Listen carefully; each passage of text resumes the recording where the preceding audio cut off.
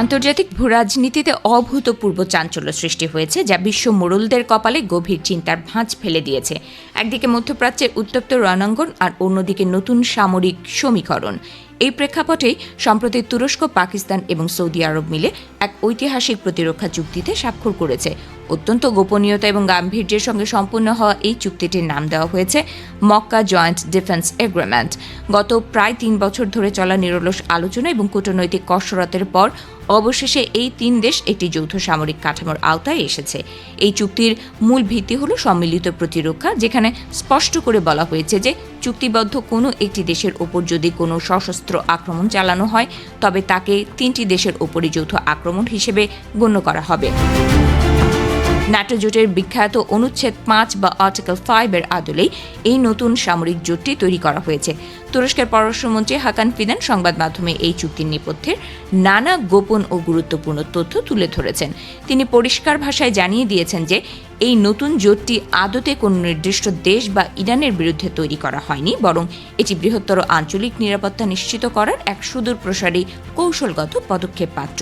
তবে এত কিছুর পরও বিশ্ববাসীর মনে যে প্রশ্নটি সবচেয়ে বেশি ঘুরপাক খাচ্ছে তা হলো এই জোটে পরবর্তীতে আর কোন দেশগুলো যুক্ত হতে পারে।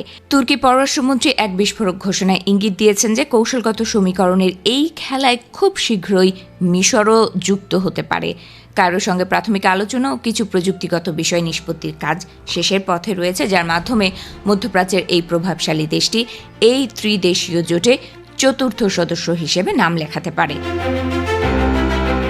এই নতুন প্রতিরক্ষা চুক্তির আওতায় একটি শক্তিশালী যৌথ সচিবালয় স্থাপন করা হচ্ছে, যার সদর দফতর হবে সৌদি আরবে। পাশাপাশি ন্যাটোর আদলে একটি উচ্চ পর্যায়ের মন্ত্রী পর্যায়ের কমিটি গঠন করা হবে, যার সদস্য দেশগুলোর সামরিক ও কৌশলগত পদক্ষেপগুলো নিখুঁতভাবে সমন্বয় করবে। তাছাড়া তুরস্ক, সৌদি আরব, পাকিস্তান এবং মিশর মিলে ইতোমধ্যে R4 নামের একটি বিশেষ কূটনৈতিক গোষ্ঠীও গঠন করেছে, যাদের মূল লক্ষ্য বর্তমান সংঘাতময় বিশ্বে আঞ্চলিক স্থিতিশীলতা বজায় রাখা। বিশেষ করে চলমান ইরান সংকট ও মার্কিন উত্তেজনার পটভূমিতে এই সামরিক চুক্তিটি মধ্যপ্রাচ্যের রাজনীতিতে এক বিশাল ক্ষমতার ভারসাম্যের ইঙ্গিত দিচ্ছে।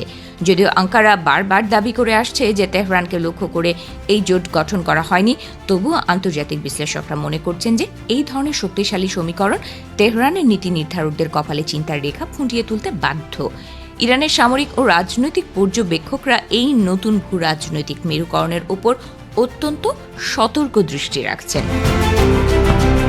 অন্যদিকে এই চুক্তি শুধু মধ্যপ্রাচ্য বা এশিয়াতেই নয়, বরং পশ্চিমা শক্তির কেন্দ্রবিন্দুতেও তীব্র চাঞ্চল্যের সৃষ্টি করেছে। ন্যাটো জোটের দ্বিতীয় বৃহত্তম সামরিক শক্তির অধিকারী দেশ হিসেবে তুরস্কের এই ধরনের আঞ্চলিক জোটে নেতৃত্ব দেওয়া বিশ্ব রাজনীতিতে এক নতুন ক্ষমতার মেরুকরণের বার্তা দিচ্ছে। এর ফলে পশ্চিমা দেশগুলোর ঐতিহ্যগত কূটনীতিতে এক বিশাল চ্যালেঞ্জের সৃষ্টি হতে পারে বলে আশঙ্কা করছেন অনেক অভিজ্ঞ কূটনৈতিক বিশ্লেষক। সব মিলিয়ে বিশ্বমঞ্চে ক্ষমতার যে নতুন চাল চালা শুরু হয়েছে, তা আগামী দিনে আন্তর্জাতিক সম্পর্কের গতিপথ সম্পূর্ণ বদলে দিতে পারে। আঞ্চলিক শান্তি প্রতিষ্ঠার দোহাই দিয়ে তৈরি হওয়া এই মেক্কা প্রতিরক্ষা চুক্তি শেষ পর্যন্ত মধ্যপ্রাচ্যের চিরস্থায়ী সংঘাতে শান্তির বাতাস বয়ে আনবে নাকি নতুন কোনো মহাযুদ্ধের বীজ বপন করবে, সেটি এখন দেখার বিষয়। বিশ্ব রাজনীতির এই নাটকীয় অধ্যায় কোথায় গিয়ে শেষ হয়, সেদিকেই এখন তাকিয়ে রয়েছে সমগ্র বিশ্ব।